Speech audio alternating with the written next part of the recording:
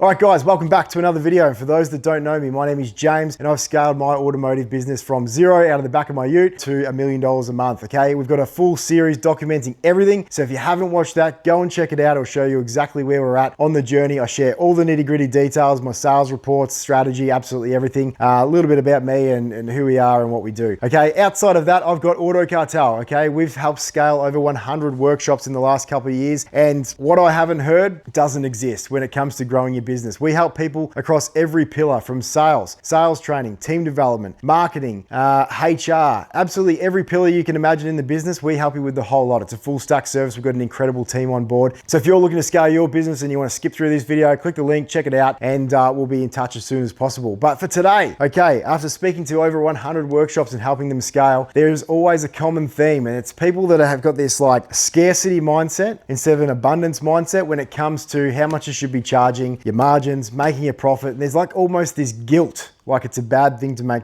profit in your business, and it's crazy. And so I'm going to share with you guys the two cycles that I see. Okay, we've got the Brokie versus the wealthy workshop edition. Okay, so when it comes to the Brokie cycle, I'm going to walk through in detail what it looks like if you decide to just look after people, okay, and not charge what you should be charging when it comes to hourly rate, what you should be charging when it comes to billable hours, what you should be charging when it comes to quoting to industry standard, all of the above. Okay, because we all get caught in that trap. We feel like we're looking after people, we want to do the right thing, but I'm here to show you why looking after people, not charging your worth, actually isn't looking after anybody at all. Actually, it's doing a disservice to your community and to your team and to your business, to your family, to your lifestyle, absolutely everything. So if you're one of those automotive businesses that likes to look after people, there's multiple ways that you can look after somebody. You can increase the amount of value you're providing to the customer. There are so many different things you can do to look after people. That doesn't mean not having a profitable business. So a lot of people do it. They'll get the invoice up ready to go and they'll have a look and they'll go, oh, it just seems too expensive. And there's limiting beliefs around how much it should be charging. So you might shave a couple of hours off or half an hour off the labor. You might,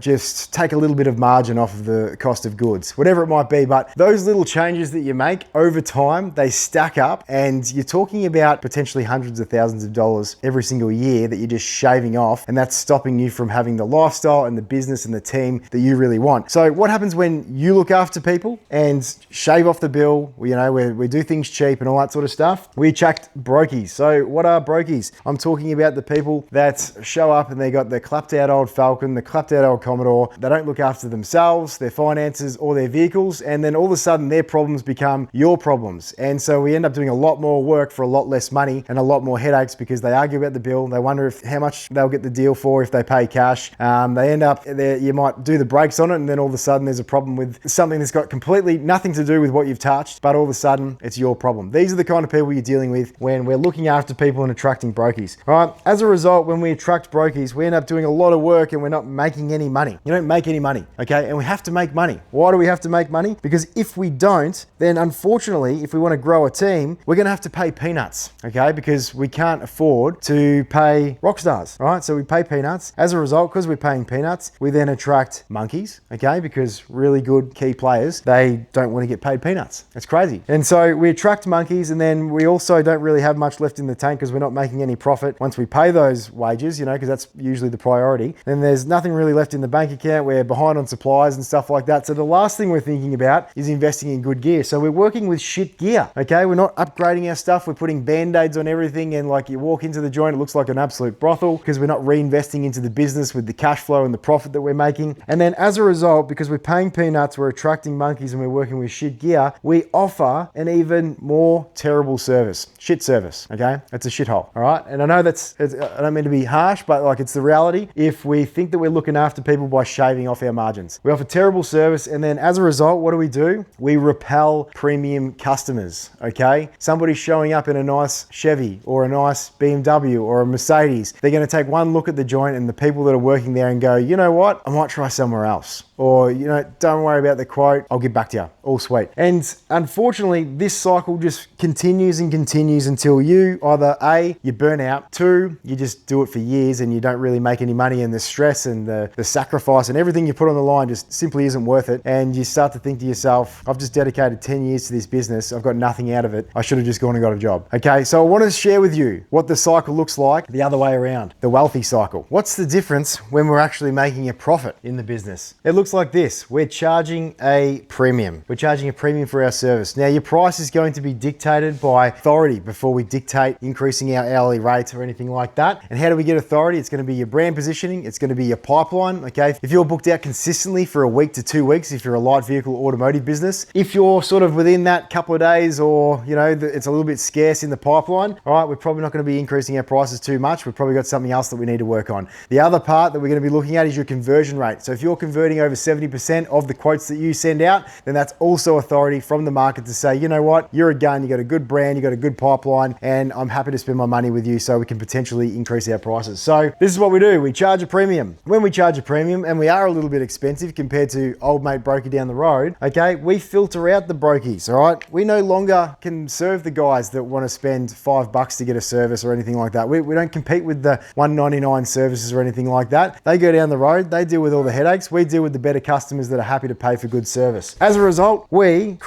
make a profit, right? Our bottom line looks fantastic. So when you go to your profit and loss in Xero or Maya or whatever, instead of it having brackets around it down the bottom, it has like numbers that mean positive. You've won. You've nailed it. You've made a profit in the business. And when we make a profit, guess what? We can pay rockstar wages, which is awesome. When we pay rockstar wages, that means that we can attract rock stars, absolute guns, guys that can do a phenomenal job, all right? Drive the business with you and for you, all right? Once we do that, we can upgrade our gear, okay? We can have state-of-the-art equipment because we can afford to do so because we're making a profit, all right? We've upgraded our gear, which means that we can offer elite service because we've got absolute guns working for us. We've got grouse gear, awesome service, and as a result, the name of the game, we want to attract those premium customers. Can you see the difference and why it's important to just stop looking after people by just shaving off your margins? So the good thing here, guys, when we're making a profit, we're making good money, you're providing a great opportunity for your team, all right? You can give back to your community with sponsorships and stuff like that because you can afford to do so. You can provide a way better service. Guys, I can't stress enough how important it is to stop demonizing making a profit and making good margins in your business. It's not about ripping people off. It's not about,